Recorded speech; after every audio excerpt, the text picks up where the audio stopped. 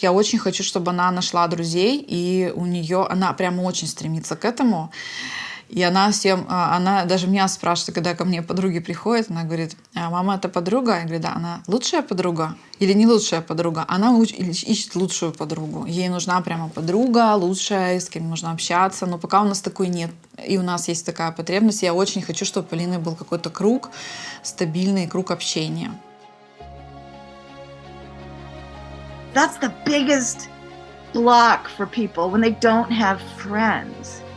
And if you don't intentionally cultivate kindness, it will go feral and people will often be cruel because the system is cruel to kids. They see it, oh, I'm going to be strong. I'm going to be, mean to this kid who's less than, who's weak. And it's like, no, no. Having people of different abilities in a classroom, it can be, you can be seen as an opportunity. And one of the most important things I think within our human existence is to practice and encourage empathy. So if you have students who may need, a buddy, it's like you can have students, you learn by teaching, really, when you really want to grasp something. And so you can have set up a situation where the kids are also the teachers for some of the other kids. And then be flexible in what the lessons are.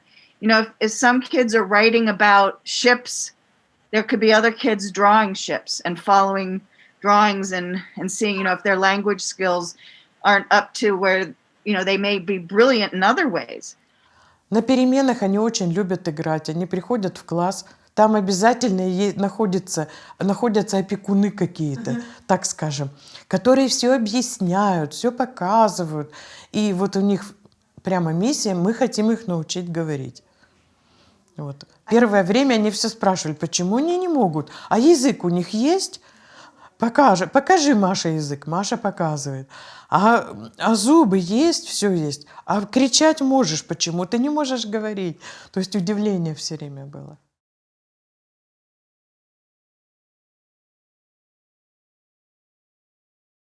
Being being a self-contained classroom, I had to seek out peer models, particularly because of their behaviors. You got to work the peer interactions into your instruction. So I found that I would have my students act as the peers sometimes, and I would arrange for my students to go down to first grade or kindergarten and be readers. So I kind of arranged that. At the middle school, I had some of the tutors work with my students, so there was a connection with a peer there. But what I found the most valuable is when I was working in that self-contained classroom, and I had my students invite their friends to lunch or invite their friends to movie day. That was really powerful because they needed to have that interaction with someone who had appropriate behavior. And they could do it. In fact, when my students would go to an assembly, they were oftentimes the most well-behaved students in the assembly. And I'm thinking, wow, what? At our core, we're really simple. We food, shelter, clothing.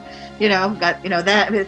But we need love and we need friends. And can you imagine what your day would be like if you had no friends? We're alive. We need recognition, and we need to be seen. And I think the ultimate joy is to be accepted for who you are.